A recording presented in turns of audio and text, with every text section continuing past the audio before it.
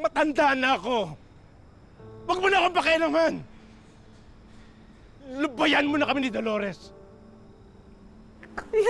Kuya, kapakanan mo lang iniisip mo. Hayaan mo naman ako maging kapatid sa'yo kahit ngayon lang. Pagbigyan mo naman ako. Ayaw ko nang makarinig ni isang salita sa'yo. Tumahimik ka na! Kung di, tatama ka sa akin! Kuya, sanay na ako masaktan. Lahat ng pasakit sa buhay pinagdaanan ko na hindi mo lang alam kung ano ang mga pinagdaanan ko, kuya. Kaya kahit ipagkanulo mo ko bilang kapatid mo, hindi kita susukuan kasi kapatid kita, kasi mahal kita, kasi kuya kita.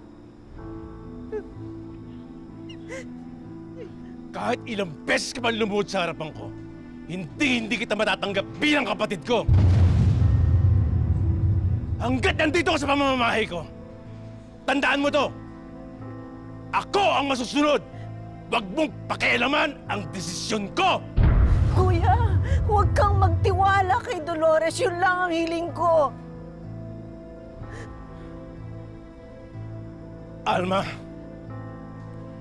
kung hindi mo kayang irespeto si Dolores, mas makakabuti pang umalis ka na sa buhay ko.